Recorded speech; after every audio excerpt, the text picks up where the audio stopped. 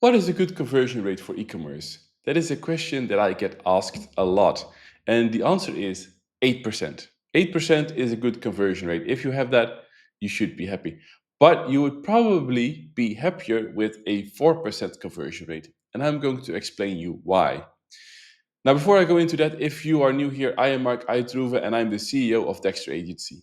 And what we do is we help six-figure stores get to seven figures by helping them implement the essential marketing foundations.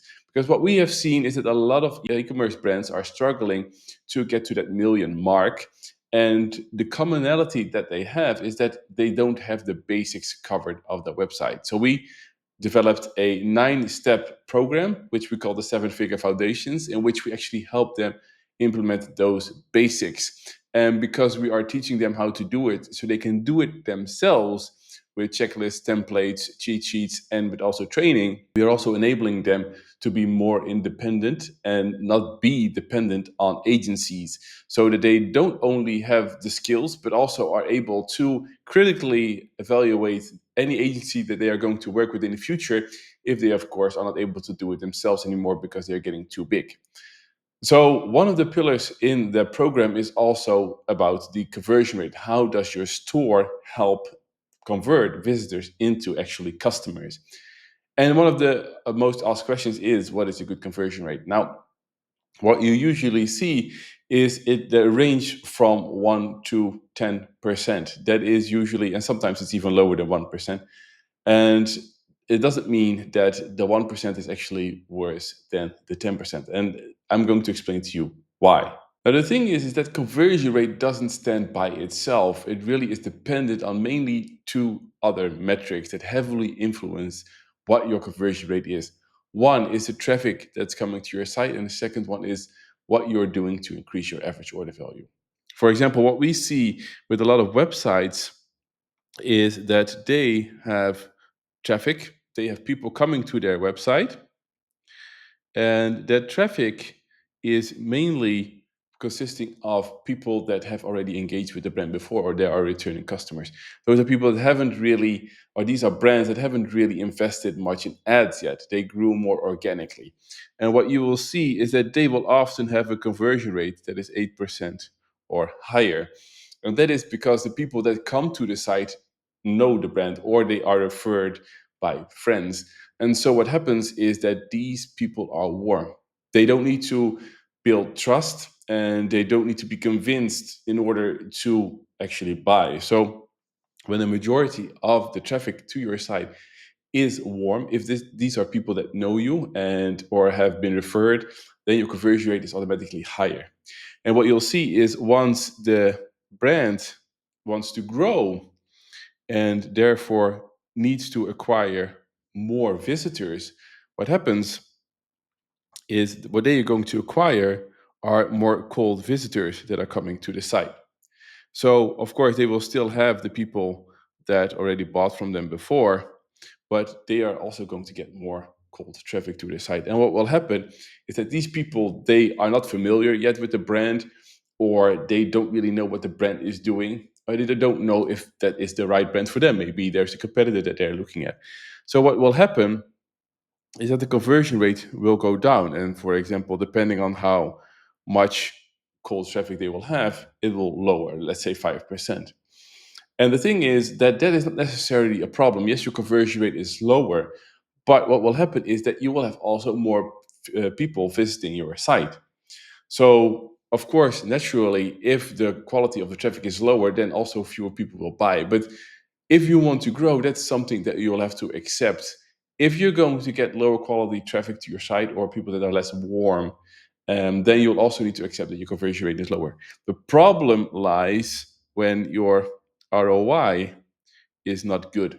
As long as you're investing in ads, for example, Google Ads, Facebook, TikTok, it doesn't really matter what you're doing, but as long as you get more in return from what you're spending, then it's fine. If your ROI is, for example, 3, then it is fine and you'll be able to grow. What you'll need to be careful of is that if you are spending more, on your ads and actually then people are buying, then that will result in a negative outcome for your brand. So you need to make sure that what you're spending, you're also getting enough in return.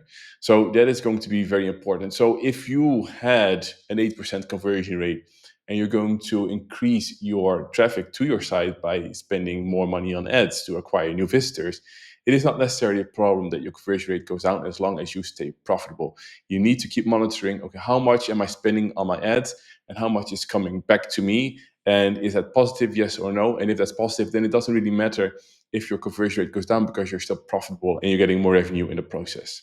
Now, the other thing that also impacts your conversion rate is your average order value. Now, your AOV could, for example, be $60. And that could be perfectly fine. And the thing is that you want to probably increase your AOV. Most brands will want to do that because the more people buy, the more you also earn on that order. And you are also more profitable because you will have more margin, especially when you also have shipping costs. The more people buy, the less the shipping costs will weigh down on your overall results. So it makes you also more profitable. So what can happen is that you will want to increase your AOV to, for example, $70. And that is a big increase. It's more than a 10% increase. And it could result in a lowering of your conversion rate. Let's say that you increase your average order value from $60 to $70 and your conversion rate goes down from 4% to 3.8. It doesn't necessarily have to be a problem because you're also earning more. You are getting more profit from the orders that are being placed. So even though your conversion rate goes down and your overall transactions will lower, you will earn more with each transaction. So it could still be interesting for you to implement that change because who doesn't want to have more profitability or more margin? So in that case, your conversion rate is a bit lower than it was before, but it is not a problem. So again, if you would say, what would you prefer, a conversion rate of 4% or a conversion rate of 3.8? It depends on a lot of factors. One of them is your AOV. So that's why whenever we are in contact with an ecom brand and they are asking if we could help them out, and they ask us what is a good conversion rate, we need to do research on their numbers. We need to know what kind of traffic they have. We need to also know how much traffic they have, what their average order value is, before we can say what is a good conversion rate. Because for some, it could be 3%, and for others, it could be 1%, and others, again, 8%. So it is all dependent on what your goals are and what your strategy is. So bottom line is make sure that you are profitable. And if you notice that you have certain campaigns running that are costing you more than they are bringing you money, then you need to evaluate them, either switch them off, change your strategy, because that is going to really hurt you. But don't be too focused on your conversion rate because that is just too dependent on your strategy.